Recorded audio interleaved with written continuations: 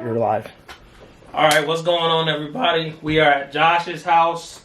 About to get some sim videos done. First off, if you might not know, I finally did get a PC and it's been a game changer.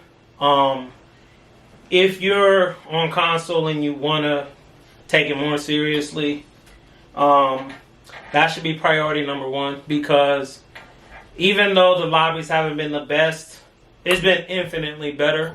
But real quick, I just wanted to get a couple videos done. So first I wanted to talk about three cars that I didn't necessarily always drive, and then I wanted to do another post talking about three newer tracks to me that I have grown to enjoy. So first off, we'll start with the cars. I'm just gonna do this. You could do that too. Okay. So 3 cars that have grown on me since I started playing this. And then Josh's. So what we're gonna do is we're gonna alternate. I'm gonna started with 3, and he'll say his.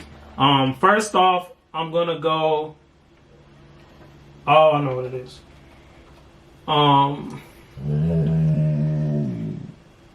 Maverick is stretching. Here we go. Okay.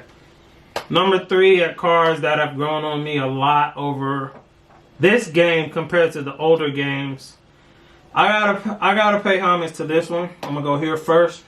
McLaren 650S. I wasn't the biggest fan of it on base Assetto because it had a lot of oversteer.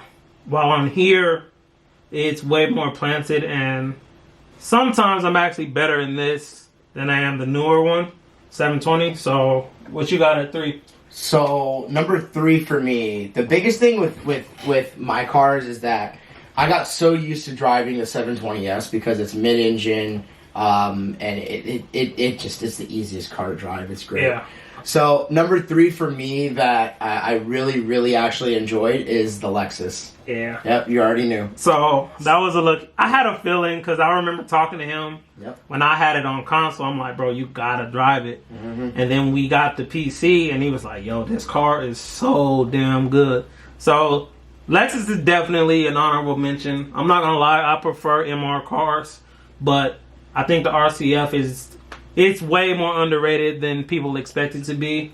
With you saying that, going from the McLaren to the Lexus, though, after so long of driving the McLaren, going to a front-engine car, it's a whole different world. Yeah. It really is a whole different world. Yeah, no, for sure. I think this game really does, and shout out to them for the newer tire model, because going from console, not having the 1.8 update to this, it was a pretty big shock. Number 2 for me, I think I'm going to go here.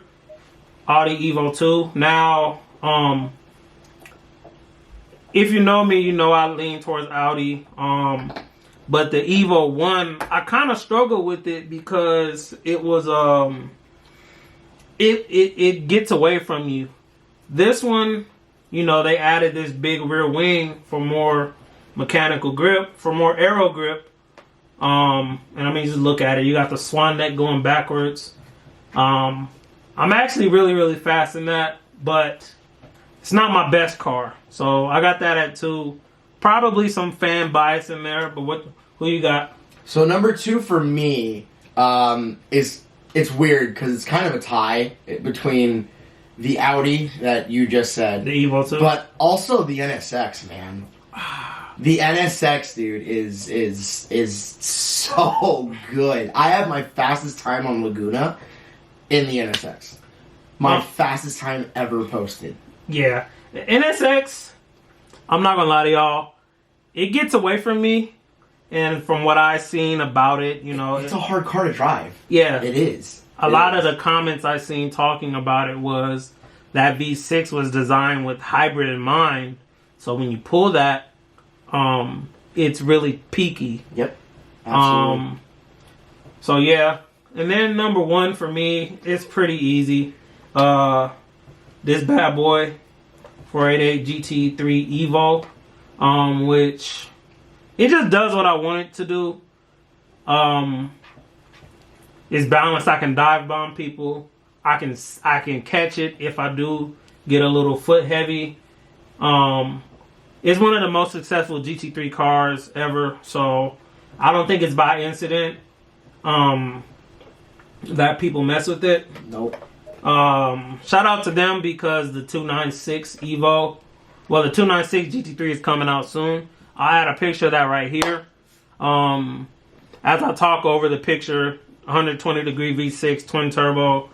So I already like cars with a lower center of gravity.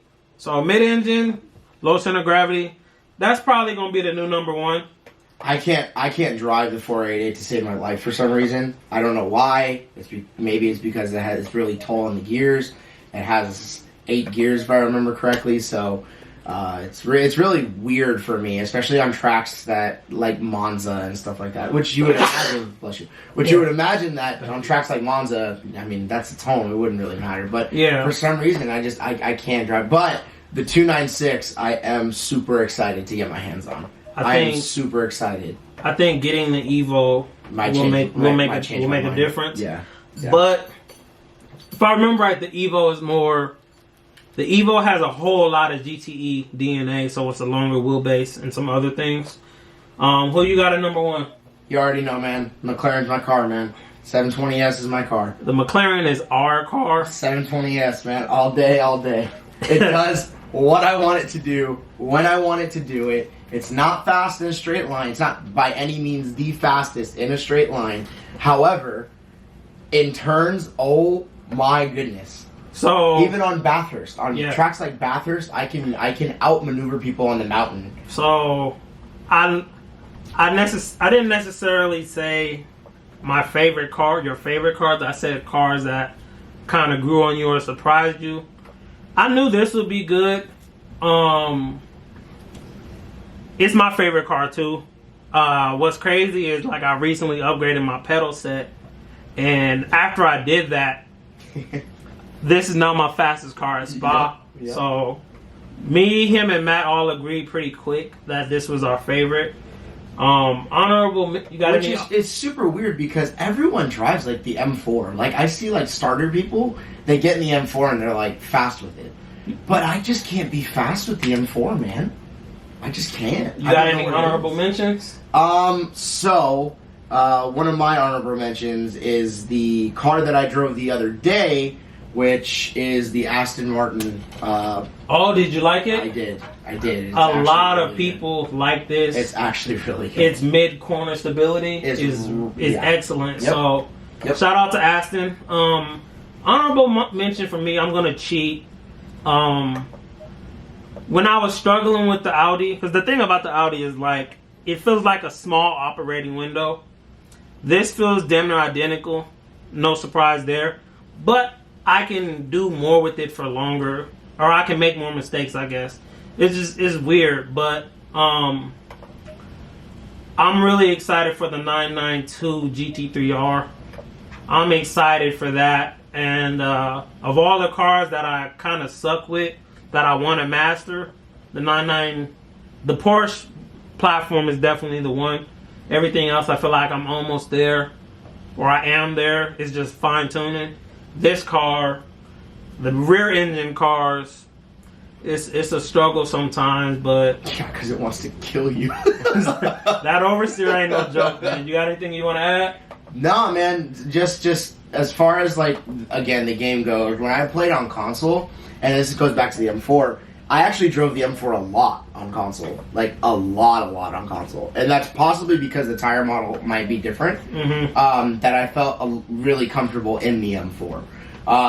But the minute I got to PC and we tried out that 720, it was just like, yeah, I'm done with the M4. I'm gonna drive the 720. Yeah, I'm honestly the cars that we can agree that give us pressure is the M4 and the 911s, man.